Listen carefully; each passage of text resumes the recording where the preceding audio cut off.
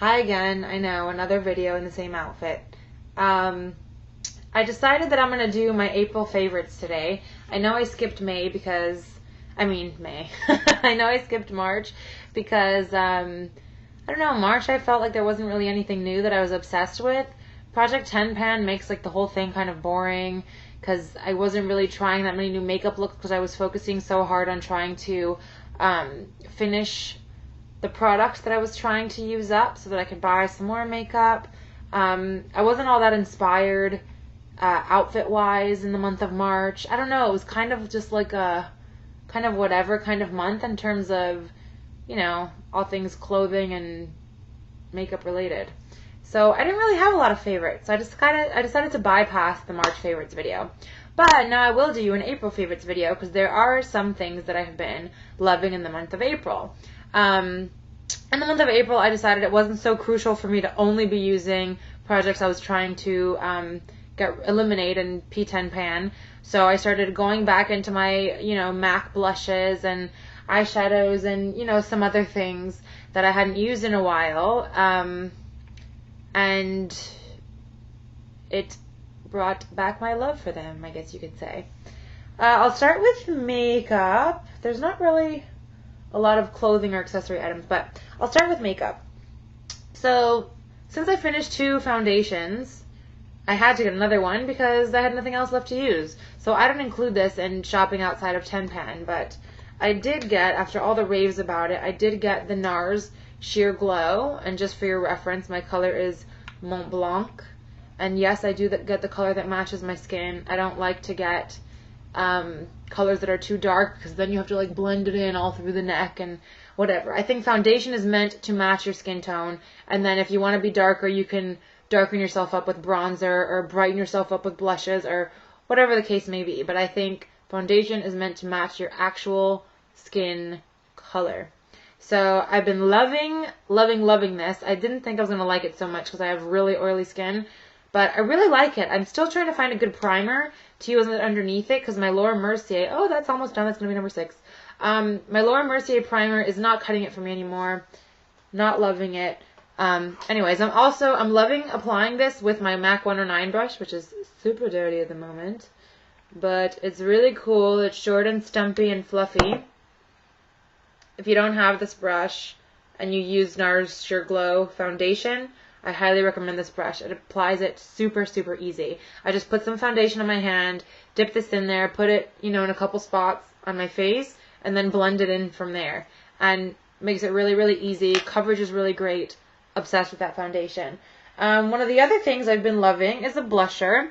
I have not too many MAC blushes, but one of the ones that I am obsessed with again and have gone back to a lot is this one, which is called Spring Sheen. Lots of people have compared it to Orgasm by NARS. I own Orgasm. It's one of the items that I've hit pan on that I'm trying to use up. And I think it's nothing like it. I feel like it stands on its own. I don't really know how to describe the difference.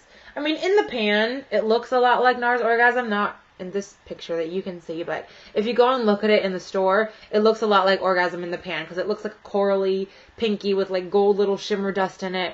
But I find that it comes off a lot more like pinky reddish almost, which I love. It's like a nice flush to the cheeks. Just really, really, really pretty. And I'm obsessed with my 116 brush all over again for blusher.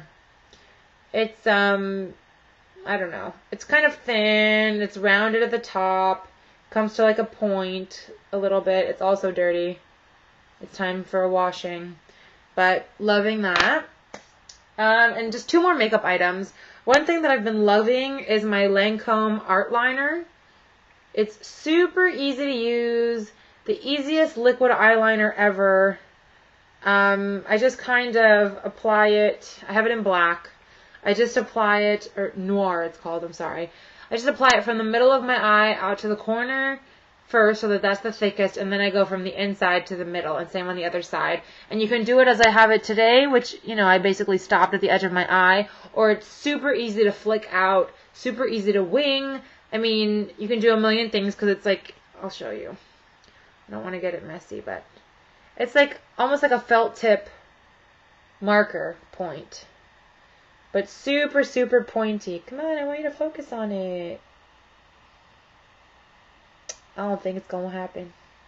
Sorry, guys, I tried. But it's like a super, super sharp point. It's like made of felt tip, so can't really describe it any other way.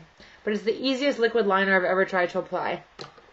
And then my last makeup item is MAC's Prep and Prime. It's like this white powder. Looks really scary in the jar, but it's called Transparent Finishing Powder. I just put it on with a stippling brush. I put all my makeup on first, tap my stippling brush in here, dust it all over my face, and it really sets your makeup really, really nicely for the day. Okay, that's all for my makeup stuff. In terms of accessories, I don't really have a favorite clothing item. In terms of accessories, I've been loving my Sam Edelman sandals.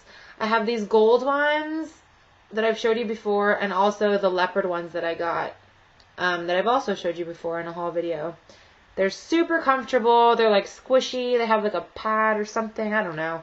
They're really, really comfortable. They don't, pull at me at the heel. They don't bother me in between the toes. Awesome. They're really cute on. Easy. One of the other things I've been loving is this vintage clutch that I got. If you live in the South Florida area and you have not gone to c.madelines, it's c.madelines. It's the most amazing vintage store in the world. It's like, I think it's like one of the top vintage stores in the United States. It's like 10,000 square feet of just open vintage. It's divided by era. They have like from the 1920s, and I think if you want to go even earlier, you can ask them and like they look in the back for you and find stuff from even earlier. This is a real clutch from the 80s. It's legit 80s, guys. It's just like, it's got like a zigzag pattern.